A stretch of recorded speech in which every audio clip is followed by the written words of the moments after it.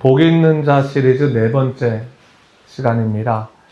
우리가 지금 요한계시록에 기록된 7가지 복에 관해서 살펴보고 있는데, 사실 이 7가지 복은 각자 개별적인 것이라고 하기보다는 사실 연결되어 있는 거예요. 구속사적인 흐름 속에서 점진적으로 하나님 나라는 무엇이냐, 우리에게 다가오는 하나님 나라는 어떠한 것이냐, 그것을 이야기해 주고 있는 것인데, 그런 의미에서 본다면 이 칠복이라고 하는 것이 크게 두 가지 구조로 나눠집니다. 첫 번째 복부터 세 번째 복까지, 또 네 번째 복부터 7가지 복으로 이렇게 좀 나눠지는데, 첫 번째의 구조에 있는 그 첫 번째부터 세 번째까지의 복은 당시 초대교회 성도들이 겪고 있었던 현실적인 핍박을 염두에 두고 이야기하는 것이죠. 그래서 너의 삶에 어떤 환난이나 핍박이 닥쳐온다 할지라도 주의 말씀을 듣고 이를 지키기 위해서 예배의 자리로 나오는 사람, 그 사람은 바로 복된 사람이다. 그게 뭐예요? 첫 번째 복이었어요. 그리고 그 뒤에 이어서 너희가 만약 예수님에 대한 신앙을 지키다가 죽게 된다면, 그렇다고 할지라도 후회할 필요가 없는 것은 주 안에서 죽는 자들은 다 복되기 때문이다. 더 이상 이 땅의 수고를 그치고 쉬는 것이며 너에게 영원한 하나님 나라가 약속되어 있다. 그것을 얘기하는 거죠. 그게 두 번째 복이었어요. 세 번째 복 뭐였습니까? 좀 더 삶 속에서 믿음을 지키기 위해서 몸부림치고 있는 성도들에게 주시는 말씀이죠. 영적으로 깨어서 자기 옷을 지키는 자, 그래서 예수님에 대한 믿음을 지키려고 하는 자, 그 몸부림을 치는 자, 그 삶은 하나님의 기뻐하시는 복된 삶이 아닐 수가 없다. 그것을 얘기하고 있는 겁니다. 그러면서 자연스럽게 이 관점이 이제 하늘로 향하게 되는 겁니다. 그러면서 이 복에 관한 얘기가 좀 더 종말론적인 관점에서 맞춰지면서 오늘 네 번째 복이 펼쳐지는 것인데, 그렇다면 우리가 예수에 대한 믿음을 지키면서 이 땅의 모든 시련과 고난을 이기게 되면 우리에게는 어떠한 결과가 주어질까? 그것이 오늘 네 번째 복은 뭐라고 말해요? 어린 양의 혼인잔치에 우리가 청함을 받게 된다. 우리가 참여하게 된다라고 하는 것을 얘기하고 있는 것이죠. 그러니까 우리 인생의 이 목적이라는 것이 뭐예요? 영원한 저 하늘나라, 어린 양의 혼인잔치와 연결되어 있음을 이야기하고 있는 겁니다. 사실 우리 인간은 누구나 각자 인생의 목표라는 것이 있어요. 하고 싶은 것이 있고 또 되고 싶은 것이 있고, 그렇지 않습니까? 한마디로 꿈이 있어요. 근데 대체로 이 꿈을 어디에서 이루고 싶냐면 우리가 살아가는 이 땅에서 이루고 싶어 합니다. 이 땅에서 성공도 하고 부자도 되고 또 권력도 누리고, 그렇죠? 남들이 부러워할 만한 삶을 살아내고 싶은 것이 사실이죠. 그러다 보니까 이 땅에서 문제가 잘 안 풀리는 사람들이 있잖아요. 노력했는데도 돈이 잘 안 벌리고 또 자꾸 병에 걸리고 여러 가지 시련 속에 있는 사람들은 마치 내가 모든 삶을 망쳐버린 것 같은 큰 낙심에 빠지게 되는 거예요. 그래서 내가 정말 이 땅을 좀 잘 살아보려고 했는데 어떤 사람은 참 행복하게 잘 사는데 왜 내 삶은 이렇게 자꾸 어려워질까, 정말 망가질까 하면서 고통을 받게 되면서 끝났다라고 생각하는 생각을 갖게 되는데, 성경은 우리에게 무엇을 얘기하고 있는 겁니까? 이 땅은 나그네 같은 삶이기 때문에 이 땅을 뭐든지 다라고 생각해서는 안 된다라고 하는 것을 얘기하고 있는 거예요. 이 땅은 다가 아니다. 오히려 우리가 이 땅의 삶을 끝내고 하나님이 예비하신 저 하나님 나라가 있을 터인데 그 나라에서 영원한 삶을 살려고 해야지 이 땅의 삶 때문에 너무 좌절하지 말아라 라고 하는 것을 가르쳐 주고 있는 겁니다. 그런 의미에서 이 성경이 항상 말하는 것은 뭐냐면 이 땅을 살아갈 때 어떠한 길을 걷는가, 그 길에 따라서 인생의 자체가 달라지게 되는데, 우리 예수님께서도 뭐라고 말씀하신 거예요? 인생엔 두 가지 길이 있다는 거예요. 그리고 두 가지 통과될 문이 있다고 말씀하시는 거죠. 그래서 마태복음 7장 13절부터 14절 말씀을 우리 주님께서 이렇게 말씀하셨어요. 좁은 문으로 들어가라. 멸망으로 인도하는 문은 크고 그 길이 넓어 그리로 들어가는 자가 많고, 생명으로 인도하는 문은 좁고 길이 협착하여 찾는 자가 적음이라 라고 말씀하셨어요. 그러니까 인생에는 두 가지 문이 있어요.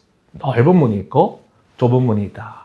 넓은 문은 당연히 넓은 길을 가는 것이고, 좁은 문은 좁은 길을 가는 것인데, 우리가 정말 가야 될 길이 어디냐?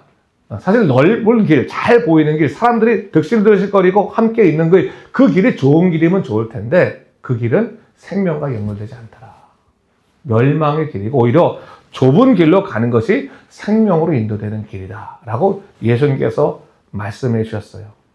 사실 우리 생각에는 좀 사람들이 득실거리는 곳, 많이 있는 곳에 가야지 기회도 많이 생기고 성공할 확률도 높지 않겠는가 라고 생각하는데 우리 주님이 다르게 말씀하시는 거예요.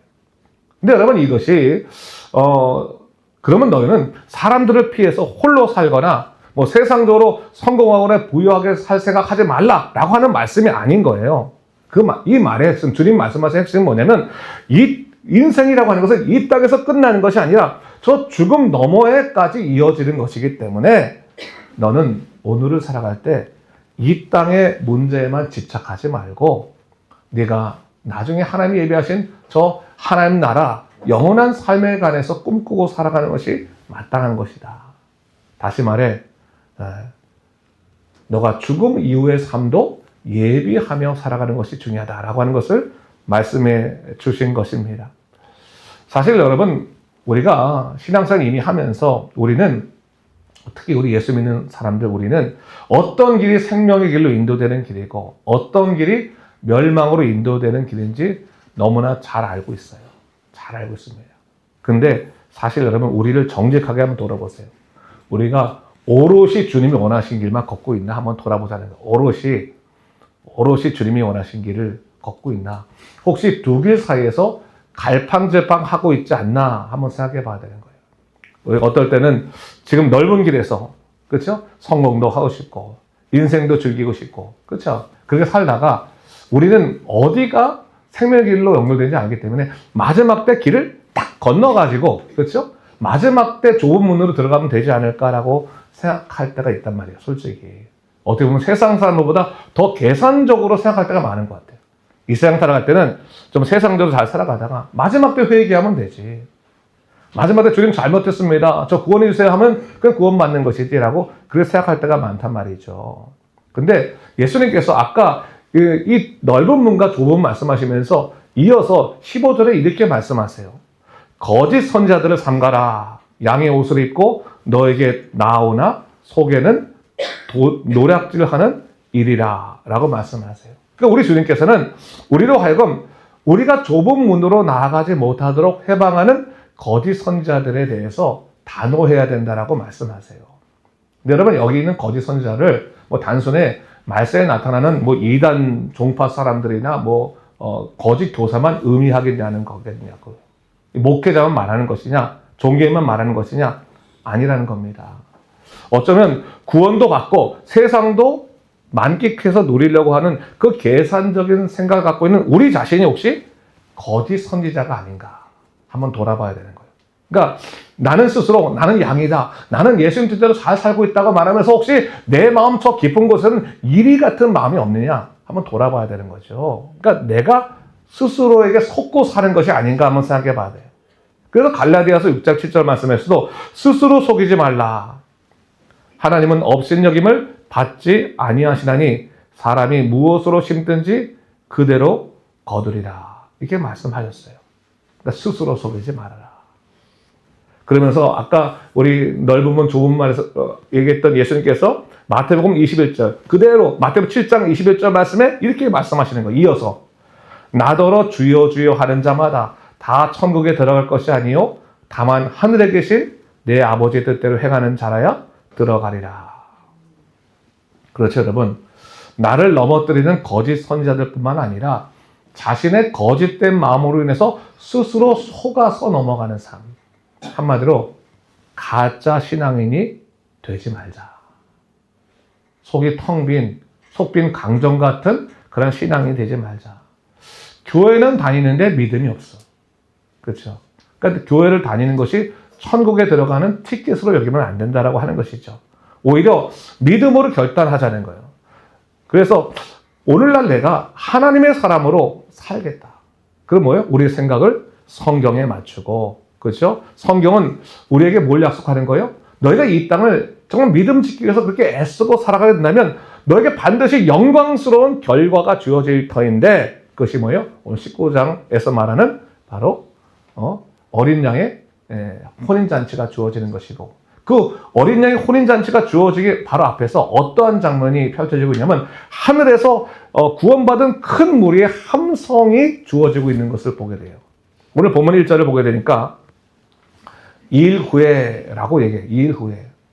여기서 말하는 2일 후에라고 하는 말은 뭐냐면 요한계시록 18장에 나오는 큰 음녀 바벨론의 멸망을 의미하는 말입니다. 그러니까 바벨론은 죄악된 세상을 상징하는 것으로 그동안 세상 사람뿐만 아니라 마땅히 하나님을 찬미해야 될 사람들까지 유혹해서 세속에 물들게 만들던 존재인데, 하나님께서 뭐요? 그들의 악행을 간과하지 않으시겠다는 거예요. 반드시 그들을 심판하겠다고 말씀하신 거죠. 그리고 그 심판이 이루어진 다음에 하늘에서 할렐루야, 이 음성이 4번이나 반복돼서 오늘 펼쳐지고 있는 것을 보게 되는 겁니다. 여러분, 할렐루야가 가장 많이 쓰이는 데는 어디죠? 구약의 시편에 보면 할렐루야가 제일 많이 쓰였죠. 신약에는 할렐루야가 많이 쓰였을 것 같아요. 신약의 할렐루야라는 말은 요한계시록 19장에만 딱 4번 나와요. 딱 4번. 다른 데는 나오지 않습니다. 딱 4번이 할렐루야라는 말이 나와요. 이 할렐루야 말을 통해서 뭐예요? 궁극적으로 승리의 함성이 무엇인지, 하나님께 궁극적으로 우리 입술에 무엇을 말하게 하시는지를 분명히 얘기하고 있어요. 그래서 여러분, 우리가 살아가는 이 세상이 사실 바벨론이잖아요. 그렇죠? 바벨론은 힘의 논리로 돌아가는 세상 아니겠습니까? 그래서 돈과 권력이 있는 사람이 성공하고 득세하기 때문에 반대로 내가 힘없고 돈 없다고 생각하면 좌절하기 쉬운 거예요. 좌절하기 쉽고 낙심하기 쉽습니다. 그런데 그런 경향이 우리 예수님 믿는 사람들에게도 부정적인 영향을 끼치는 게 사실인 것 같아요. 보면 우리 예수 믿는 사람들도 돈 없고 건강하지 않고 세상 사람보다 더 잘나지 못하면 항상 좌절해 있는 것 같아요. 실망스러워 있고, 내 삶은 왜 이러지? 그렇게 속상해 있는 것도 많이 있습니다. 그때 성경은 우리에게 무엇을 얘기하고 있는 겁니까? 세상에 속지 말라는 겁니다. 승리는 세상에 있는 것이 아니라 오직 하나님께 있음을 믿으라 라고 하는 것을 이야기하고 있는 것이죠. 그런 의미에서 여러분, 아무리 세상이 힘겹고 고통스럽다 할지라도 하나님의 사람은 하나님으로 말미암아 승리한다는 것을 믿으시 바랍니다. 그러니까 우리의 승리는 돈이 많고 뭐 성공한 결과가 많고 그게 승리가 아니라 뭐요? 하나님과 함께하는 것이 승리입니다. 성경 그것을 바로 얘기하고 있는 것이죠. 그리고 그 마지막에 뭐예요? 우리 입술로 할렐루야, 구원과 영광과 능력이 오직 하나님께 있습니다라고 하는 것을 고백하게 만들더라고 하는 거예요. 그러므로 성도 여러분, 아무리 삶이 고되고 힘들다 할지라도 우리로 하여금 할렐루야를 외치게 하시는 하나님을 신뢰하시기 바랍니다. 자, 오늘 본문을 보게 되면 할렐루야가 4번이나 반복되고 있어요. 그 모두가 다 뭐예요? 깊은 위로와 소망을 주는 말씀인데, 첫 번째 할렐루야가 1절에 나오죠. 할렐루야, 구원과 영광과 능력이 우리 하나님께 있다. 우리의 인생의 구원과 우리 인생의 능력과 또 영광이 다 뭐예요? 우리 하나님께 있다. 한마디로 뭐예요? 하나님이 인생의 주인이시다. 하나님만이 인생의 유일한 통치자이시다. 심판주이시다라고 하는 것을 얘기하고 있는 거예요. 살아가면서 혹시 여러분 너무나 억울하고 고통스러운 일을 당한 적이 있습니까? 그때 너무 내가 힘이 약해서 내가 이렇게 당하는 거라, 내가 참 억울하다 생각할 때 여러분, 그때 하나님을 믿고 기다리십시오. 우리 하나님께서는 당신의 백성을 위하여 참되고 의로운 심판을 준비하시되 이를 통해서 참된 공의를 이루시는 하나님이십니다. 그리고 그것을 믿는 사람들로 하여금 그 입술에 반드시 무엇을 내게 하신다고요? 할렐루야라고 하는 승리의 음성을 내게 하시는 거예요. 할렐루야. 하나님이 하셨습니다. 구원과 영광과 능력이 오직 하나님께 있습니다. 하나님 감사합니다. 반드시 우리 입술에 하나님께서 우리를 승리하게 하셨다는 것을 고백하게 하실 거라는 사실입니다. 그리고 그 할렐루야가 외쳐질 때마다 오늘 본문에 보니까 하나님이 누구신지 그대로 보여주고 있는데, 억울하게 흘린 자기 종들의 피를 갚으시는 하나님을 드러냅니다. 죄악된 바벨론이 무너져 그 연기가 하늘로 올라가는 것을 보게 하시는 하나님이십니다. 그리고 그 모든 결과가 하늘 보좌에 앉으신 하나님께 경배하게 함으로 인해서 결국 뭐요? 우리 인생은 결국 하나님으로 말미암아 살게 하시는 것을 알게 하시는 것이죠. 하나님이 보게 하신다는 거. 나로 하여금 억울하고 고통스럽게 고통스러운 일을 당할 때 걱정하지 말아라. 반드시 정의가 이루어지는 것, 공의가 이루어진 것을 네 눈으로 보게 하겠다. 너를 무너뜨린 저 바벨론이 무너져서 연기가 하늘로 올라가는 것을 보게 하겠다. 반드시 그렇게 말씀하고 계신 거죠. 그런 의미에서 여러분, 하나님께서 여러분들의 삶을 책임지시되 지금부터 영원까지 책임지시고 믿으시기 바랍니다. 그래서 어떠한 어려움이 있더라도 항상 이런 생각하세요. 하나님께서 궁극적으로 입술에서 할렐루야를 외치게 하실 것이다. 지금은 몰라. 지금은 참 어둡고 힘들어도 하나님께서 분명히 승리의 함성을 외치게 하실 것이다. 하나님이 하셨습니다. 할렐루야, 하나님이 하셨습니다. 반드시 외치게 하실 것이다. 그것을 성경이 얘기하고 있는 거죠. 그래서 오늘 본문 5절 말씀에 이렇게 말하고 있어요. 보호자에서 음성이 나서 이르시되 하나님의 종들 곧 그를 경외하는 너희들아 작은 자나 큰 자나 다 우리 하나님께 찬송하라 하더라.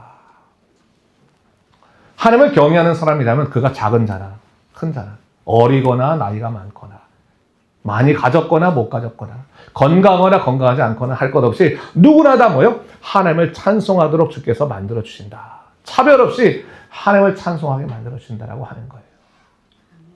여러분, 우리 그리스도인들에게 차별 없다고 하는 것은 우리가 다 똑같이 성공하고 똑같이 돈을 받고 똑같이 뭐 많은 그 유익을 누리는 것이 아니에요. 우리가 차별 없는 것은 뭐예요?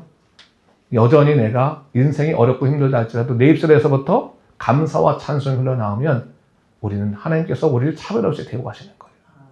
어렵고 힘들어도 내 입술에서 감사가 끝나지 않는 거예요. 하나님 감사합니다. 하나님 하셨습니다. 그런 고백들이 우리 안에 있는 것이죠. 그런 의미에서 오늘 본문에서 어린 양의 혼인잔치라고 하는 그런 개념이 시작되는 거예요. 그 약속이 시작되는 겁니다. 제가 7절부터 9절까지를 다시 한번 읽어볼 테니까 한번 보세요, 여러분. 한번 본문을 보십시오. 우리가 즐거워하고 크게 기뻐하며 그에게 영광을 돌리세. 어린 양의 혼인 기약이 이르렀고 그의 아내가 자신을 준비하였으므로 그에게 빛나고 깨끗한 세마포 옷을 입도록 허락하셨으니 이 세마포 옷은 성도들의 옳은 행실이로다 하더라. 천사가 내게 말하기를 기록하라. 어린 양의 혼인잔치의 청함을 받은 자들을 복이 있도다 하고 또 내게 말하되 이것은 하나님의 참되신 말씀이라 하기로. 자, 어린 양의 혼인잔치는 주의 재림을 기다리며 끝까지 믿음을 지킨 교회에 대해서 신랑 되신 예수님께서 영원토록 그들과 함께 하시겠다고 하는 약속이 성취되는 것을 의미하는 겁니다. 그러니까 이 혼인의 약속이라고 하는 것, 연합의 약속이죠. 이 교회 공동체뿐만 아니라 성도 한 사람 한 사람, 바로 신랑 되신 우리 예수님께서 우리 한 사람 한 사람과 온전한 연합을 하신다는 것과도 같은 말입니다. 근데 여러분, 우리가 이 혼인잔치에 대한 의미를 제대로 파악하기 위해서는 먼저 뭘 생각해야 되냐면 창세기 2장을 보면 창세기 2장에 하나님께서 아담과 하와를 창조하신 다음에 그들을 한 몸 되게 하시는 방식으로 뭘 제정하셨어요? 혼인제도를 제정하셨잖아요. 그렇죠? 그래서 혼인제도를 통해서 남녀가 하나가 되게 하셨단 말이죠. 근데 이 혼인제도는 단순한 육체적인 결합을 넘어서서 하나님과의 완전한 연합을 상징하고 있는 것인데 바로 하나님과 우리와의 관계, 완전한 연합을 하나님께서는 처음에 사람을 만드실 때 남녀의 연합, 아담과 하와가 연합되는 걸 통해서 하나님과 사람이 이렇게 연합되는 것이다라는 것을 알려주시려고 하셨어요. 근데 문제는 뭡니까? 인간이 죄의 유혹에 빠져가지고 넘어간 다음에 이 아담과 하와의 관계가 틀어졌잖아요. 완전한 연합이 틀어지지 않았습니까? 그러니까 이 사람과 사람과의 관계가 깨어져 버리고 난 다음에 하나님과 인간과의 관계도 깨어져 버리고 말았어요. 그래서 가장 온전한 관계의 모범이 되어야 될 결혼이 오히려 상처나 배반과 고통의 자리가 되어버리면서 그 이어서 모든 인간사에 드러나는 관계들이 다 배반과 갈등과 분열이 존재하는 불완전성을 갖게 되었다라고 하는 것을 성경이 얘기하고 있는 것입니다. 한번 생각해 보세요, 여러분. 우리가 살아가면서 가장 큰 고통을 겪게 되는 부분이 어디입니까? 대체로 관계 문제. 그렇지 않습니까? 믿었던 사람에게 배반당하고 도와줬던 사람에게 공격당하고 의지했던 사람에게 상처받으면 정말로 고통스러워요. 정말로 힘이 듭니다. 그런데 우리 주님께서 바로 그런 연약한 관계를 새롭게 할 완전한 관계, 그러니까 사람과 사람과 관계는 쉽게 깨어질 관계인데 절대로 깨어지지 않을 완전한 관계로서 뭘 얘기하냐면 어린 양의 혼인잔치를 얘기하시는 거예요. 혼인잔치. 그러면서 네가 주님을 위해서 믿음을 지키며 살아가고 있구나. 나는 결코 너희를 배반하거나 상처를 주지 아니하고 너희를 위로하고 너희로 참된 기쁨의 세계로 들어가게 할 것이다. 그것을 약속하는 거예요. 그 어린 양의 혼인잔치가 바로 그런 의미가 있단 말이에요. 그래서 요한계시록 21장 2절부터 4절을 보니까 이렇게 말씀하세요. 여러분 좀 길지만 우리 자막 보고 함께 같이 읽었으면 좋겠는데 한번 읽어보겠습니다. 시작. 또 내가 보매 거룩한 성 새 예루살렘이 하나님께로부터 하늘에서 내려오니 그 준비한 것이 신부가 남편을 위하여 단장한 것 같더라. 내가 들으니 보좌에서 큰 음성이 나서 이르되 보라 하나님의 장막이 사람들과 함께 있음에 하나님이 그들과 함께 계시리니 그들은 하나님의 백성이 되고 하나님은 친히 그들과 함께 계셔서 모든 눈물을 그 눈에서 닦아주시니 다시는 사망이 없고 애통하는 것이나 곡하는 것이나 아픈 것이 다시 있지 아니하리니 처음 것들이 다 지나갔음이러라. 아멘. 바로 혼인잔치에 바로 있는 거예요. 죄로 인해서 부서진 관계를 우리 주님께서 당신과의 혼인잔치를 통해서 회복시키시는데 주님이 우리를 보시고 딱 안아주시면서 말씀하시는 거죠. 수고했다. 힘들었지? 이제부터 너는 내 백성이 된다. 나는 네 하나님이 된다. 하시면서 뭐요? 우리에게 흐르는 눈물을 닦아주시는 거예요. 얼마나 힘들었냐. 다시는 사망이나 애통하는 것이나 곡하는 것이나 아파하는 것이 내가 없게 해주겠다. 라고 말씀해 주시는 거죠. 그러니까 이 혼인잔치에 딱 들어가면 우린 주님께 절대적인 위로를 받는 거예요. 세상 사람 주는 위로하고 상대가 되지 않은 절대적인 위로. 다시는 그 아픈 일이 없을 것이다. 바로 그것을 목표로 우리가 걸어가는 거예요. 완전한 위로, 완전한 격려, 완전한 연합을 향해서 나아가는 삶이 바로 우리 신앙생활이라는 거예요. 지금은 우리는 살아갈 때는 이 불완전한 세상, 이 죄 많은 세상 때문에 언제나 상처받잖아요. 받지 않아도 될 상처받고, 그렇죠? 피하고 싶은 고통을 직면할 수밖에 없는 것이 우리 인생이지만, 그러나 주님 약속 믿고, 주님, 저는 지금 사람에게 위로받으려고 하지 않겠습니다. 우리 주님에게 위로받겠습니다. 주님이 약속하였으니 끝까지 저는 주님께서 원하시는 그 믿음의 길을 걷겠습니다. 라고 하고 걸어가면 주님께서 어린 양의 혼인잔치에 우리를 붙잡아 주시면서 우리 눈물을 닦아주시면서 친히 우리를 바로 세우신다고 하는 것을 성경은 얘기하고 있는 것입니다. 자, 그렇다면 여러분, 우리가 이 어린 양의 혼인잔치에 들어가지 않을 이유가 없는 거잖아요. 근데 우리가 그리스도의 신부로서 준비가 돼야지만 그 어린 양의 혼인잔치에 기쁨으로 참여할 수 있다고 하는 것이죠. 그것을 오늘 본문 7절과 8절에서 두 가지 중요한 자세에 관해서 이렇게 말씀해 주세요. 제가 한번 읽어보겠습니다. 우리가 즐거워하고 크게 기뻐하며 그에게 영광을 돌리세. 어린 양의 혼인 기약이 이르렀고 그의 아내가 자신을 준비하였으므로 그에게 빛나고 깨끗한 세마포 옷을 입도록 허락하였으니 이 세마포 옷은 성도들의 옳은 행실이로다 하더라 했어요. 이게 뭡니까? 그리스도의 신부로서 우리가 준비된 자세는 첫 번째 뭐냐? 어린 양의 혼인 기약이 이르렀음을 기억하고 뭐요?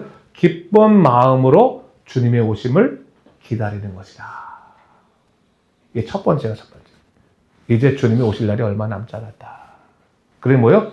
이제 주님을 예비하는 기다리는 마음으로 그래서 내가 내 삶의 목적이 이 땅에서의 성공이나 쾌락이 아니라 신랑 되신 예수님이 오시는 것을 예비하는 것, 맞이하는 것으로 목적이 좀 바뀌어야 된다. 아, 주님 오실 텐데 내가 함부로 이렇게 살면 안 되지. 이런 욕심꾸러기로 살면 안 되지. 내려놓고 좀 기뻐하시는 삶 살아가야지. 예비하는 삶을 살아야지. 예비하는 삶. 그리고 두 번째로 뭡니까? 두 번째로 우리 스스로 그리스도의 신부로 잘 준비해야 돼. 8절 말씀을 보니까 뭐요? 빛나고 깨끗한 세마포 옷을 입으라 라고 말했는데 이 본문에서 세마포 옷을 설명하고 있죠. 뭐라고 말합니까? 성도들의 옳은 행실이라 말하고 있어요. 여기서 성도들의 옳은 행실이라고 하는 것은 단순하게 어떤 도덕적 행위만을 의미하는 말이 아니에요. 이 말은 정확히 이해하려면 결혼의 관점에서 이해되는 거예요. 성도들의 옳은 행실. 그러니까 신부로서의 옳은 행실이 뭐냐? 여러분, 그리스도의 신부로서 옳은 행실은 뭐예요? 남편만을 나의 신랑으로 알고 더 이상 다른 것에 마음을 두지 말아야 되는 거예요. 뭐 결혼했는데 뭐 예를 들어서 신부가 맨날 아우 저 옆에 있는 신랑이 더 잘생겼네. 아유 저 사람이 내 남편 됐으면 좋았겠다. 맨날 그런 얘기 해보세요. 남편이 스트레스 받잖아요. 그렇잖아요. 웃으신 분은 그렇게 말씀하시나 보다. 맨날 저 이웃집 아저씨는 왜 이렇게 잘생겼대 그러면서 그게 아니라는 거예요. 적어도 정결한 신부라면 이제부터는 뭐요? 나의 신랑만 바라보는 거지. only Jesus Christ. 그렇죠? only 주님만 바라보면서 다른 것에 마음을 두지 않는 것. 다른 세상의 가치나 유혹에 마음을 두지 않고 빼앗기지 아니하는 것. 그것이 뭐래요? 세마포 옷을 입는다. 라고 얘기해요. 세마포. 깨끗한 세마포 옷을 입는다. 여러분, 어차피 인생은 이 땅에서 인생은 딱 한 번 살고 끝나는 거예요. 그리고 이 아무리 길어 보여도 7, 80년, 뭐 90년, 100년까지 산다고 해도 이 100년이라는 삶은 영원이라는 삶에 비해서는 너무나 순간적인 삶 아니겠습니까? 그러니 여기에 너무 마음을 빼앗겨서 인생을 판단하지 마십시오. 오히려 하나님이 주시는 그 영원한 나라를 꿈꾸면서 내가 주님과의 그 영원한 혼인잔치를 내가 준비할 터인데 우리 현명한 신부들은 신랑의 말을 잘 이렇게 귀담아 듣잖아요. 그렇죠? 그런 것처럼 예수님이 내게 무슨 말씀하실까를 잘 듣고 그렇죠? 아무리 세상에 소리가 많다 할지라도 주님 말씀 들으려고 노력하고 매일매일 교제하는 것. 그것이 우리에게 필요한 것이고 또 주님이 기뻐하시는 삶이 무엇인지를 생각해 봐야 되는 것이죠. 주님이 항상 연약한 사람들 돌보고 그들이 이끄셨던 것처럼 이 땅에 가난하고 고통받는 사람들 특별히 관계의 아픔 때문에 고통받는 사람들을 끌어안아줄 수 있어야 되는 거예요. 저는 우리 프라미스 공동체가 그랬으면 좋겠어요. 이 교회라고 하는 것이 참 구원의 공동체로 중요한 것인데 이게 참 아이러니가 교회 안에서 관계의 고통들을 가장 많이 느끼기도 해요. 사실은. 근데 그러면 어차피 교회는 다 이래. 맨날 상하고 어려우니까 교회에서 기대하지 말자라고 하면 안 되는 거예요. 교회를 만들어내야 되는 거죠. 그렇죠? 하나님의 혼인잔치를 미리 예비해서 우리 경험할 수 있는 그런 교회 공동체가 되기 위해서 서로 끌어안아주는 것이 필요한 것 같아요. 끌어안아주고 이해해주고 용납해주면서 부족함이 없는 삶이 어디 있겠습니까? 그러면서 뭐예요? 우리가 하나님과 연합되어 가는 게 이런 거구나. 하나님께서 혼인잔치 때 눈물을 닦아주신다 그랬는데 내가 미리 사람들의 눈물을 닦아주고 끌어안아준다면 이 교회 안에서 사람들은 뭐예요? 천국을 당겨와서 누릴 수 있는 기쁨을 얻게 되는 것입니다. 사랑하는 성도 여러분, 우리는 오늘 이 본문의 약속을 통해서 뭐예요? 우리는 어린 양의 혼인잔치에 청함을 받은 복된 자다라고 하는 것을 다시 한번 생각해 보게 됐습니다. 이 복은 세상의 어떤 힘이나 논리로도 얻을 수 없는 하나님의 은혜로 주어지는 영광스러운 선물입니다. 그렇다면 이 복된 자로서 지금부터 내 삶의 방향을 새롭게 해야 되는 것이죠. 세상의 헛된 성공이나 돈이나 권력의 마음 뺏기지 말고 다시 오실 신랑 되신 예수님을 기다려야 될 터인데 특별히 고통이나 어려움이 있을 때 관계의 상처나 정말 인생을 포기하고 싶을 만한 큰 절망감이 있을 때 여러분 사람에게 위로받으려고 하지 마세요. 상황에게 위로를 받으려고 하지 말고 나는 끝까지 이 삶을 살아내어서 마지막 어린 양의 혼인잔치 때 우리 주님을 통해서 위로받겠다. 주님이 내 눈에서 눈물을 닦아주실 것이며 주님이 나를 끌어안아 주실 것이며 주님이 나를 바로 세우실 것이라고 믿고 끝까지 믿음으로 이 삶을 살아내는 우리 모두가 되시기를 주님의 이름으로 축원합니다. 아멘.